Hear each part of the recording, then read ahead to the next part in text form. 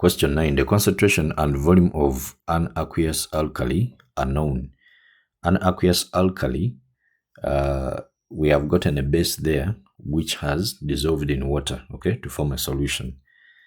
Which additional information is required to calculate the number of moles of the acid needed to neutralize the aqueous alkali?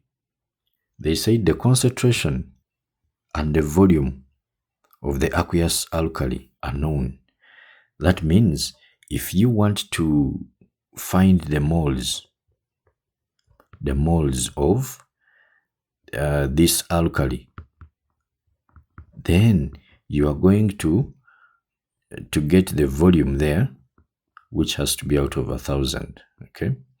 Then times, if it is in cubic centimeters, then times, in other words, the volume has to be in decimeters cubed or in liters, then times the concentration given there, okay? Then after that, you will need the stoichiometric equation. We call it the stoichiometric equation. Stoichiometric equation. And then you compare the number of moles that are reacting. For example, if I'm having sulfuric acid reacting with, let's say, sodium hydroxide, I need to know the equation here, which is balanced. So you get sodium sulfate, okay, and then water. You see that? Now we balance this one. You will need 2 here, and then hydrogen becomes 2 plus the 2, that one becomes a 4, and then I will put a 2 here. You see that? Now, here, since I know the number of moles of the alkali, that means I will say to get the number of moles of the acid, number of moles of the acid, I will use the moles that I've gotten here for the alkali. The mole ratio is 1 to 2. Then I will say it is a half, because the one that is here is a half of these 2, okay? So it is a half of the moles of the alkali. Moles of alkali. So you will need the stoichiometric equation to do this. You see that? So our answer here has to be a B, the equation of the acid-alkali reaction. Question 10. Which statement about electrolysis is correct? Electrons move through the electrolyte from the cathode to the anode.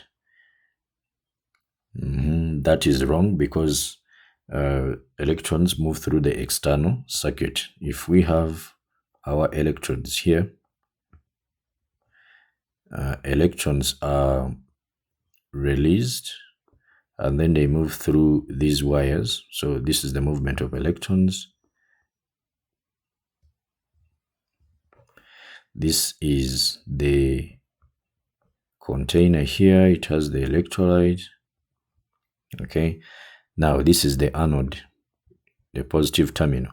This is where oxidation takes place, loss of electrons.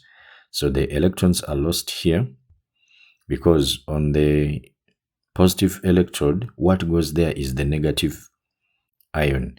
So if, let's say, we have a chloride there which goes there, it has to lose the electrons. So you'll get chlorine produced there as a gas, you see, plus the electrons. Then these electrons will move through the wire. Then they come this side, and this is the cathode. So the cathode is the negatively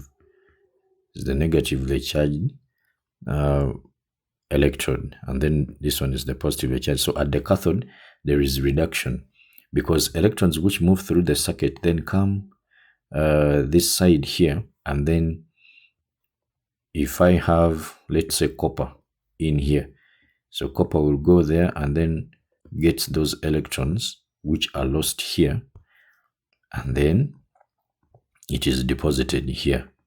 Okay, it will be deposited here.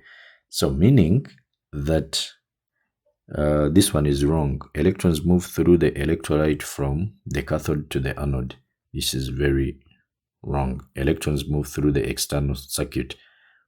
Actually, they move through the anode, through the external circuit, then to the cathode. Then electrons move in the external circuit towards the cathode. That is what I've just talked about. So the answer has to be this B, They are saying negative ions move in the external circuit. No, negative ions move within the what? Negative and positive ions move within the electrolyte. And then positive ions move through the electrolyte towards the cathode. The positive ions, they are saying towards the anode. It has to be towards the cathode. This is where there is reduction here. They go there to receive the electrons, so they go towards the cathode. The positively charged go to the negatively charged one electrode. So that one is also wrong. So that's why our answer is B.